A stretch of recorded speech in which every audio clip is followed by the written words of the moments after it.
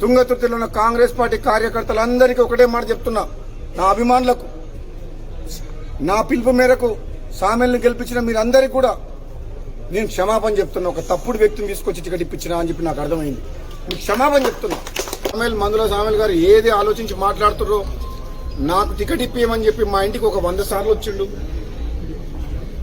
మన తుంగతుర్తితో సంబంధం లేకపోతే మా ఇంటికి వచ్చి టికెట్ ఇప్పియమని ఎందుకు అడిగిండో నాకు అర్థం కాలే.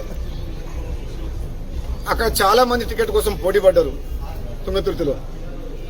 కానీ మందుల సామెల్ గారికి నేను మాట ఇచ్చిన, నేను తప్పకుండా నేను అసెంబ్లీలోకి తీసుకెళ్తా, నువ్వు అసెంబ్లీలో అడుగు పెడుతున్నావు నీకు మాట ఇచ్చిన. నేను తిరుపతిలో ఉన్నప్పుడు ఫోన్ చేస్తే ఆయన ఫోన్ చేసి ఇదే మాట చెప్పిన, నీకు మాట ఇస్తున్న దేవుని సమక్షంలో నువ్వు అసెంబ్లీలో అడుగు పెడతావని చెప్పిన. మాట ఇచ్చినట్టు నేను కాంగ్రెస్ పార్టీలో చేరినప్పుడు నేను అడిగిన 2 టికెట్లు బాన్స్వాడలో ఏనుగు రవీందర్ రెడ్డి గారికి, తుంగతుర్తిలో మందుల సామెల్ గారికి, ఈ 2 టికెట్లు కూడా నేనే అధిష్టానంతో మాట్లాడి నా టికెట్తో పాటు వాళ్ళకి టికెట్ తీసుకొచ్చింది నేను.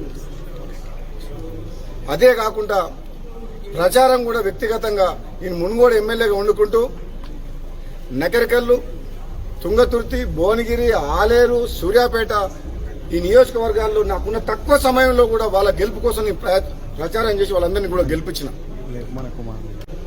మొదటి నుంచి కాంగ్రెస్ పార్టీ నమ్ముకున్న కార్యకర్తలకు అన్యాయం జరగొద్దు అని చెప్పి గాంధీ భవన్ సాక్షిగా చెప్పినా, మళ్ళా ఇప్పుడు చెప్తున్నా, తుంగతుర్తి నగరకల్ కాదు రాష్ట్రం మొత్తంలో తెలంగాణలో ఉన్న కాంగ్రెస్ పార్టీ కార్యకర్తలను కాపాడుకోవాల్సిన బాధ్యత నాలాంటి వ్యక్తి మీద ఉన్నది. ఈ ఆయారాం గయారాంలకు భయపడేది లేదు. నిజమైన కాంగ్రెస్ పార్టీ కార్యకర్తలను కాపాడుకోవాల్సిన బాధ్యత పిసిసి ప్రెసిడెంట్ మహేష్ కుమార్ గౌడ్ మీద, AICC incharge general secretary Meenakshi Natarajan గారి మీద, రాష్ట్ర కాంగ్రెస్ నాయకుల మీద, మాలాంటి వ్యక్తుల మీద, అధిష్టానం మీద ఉన్నది.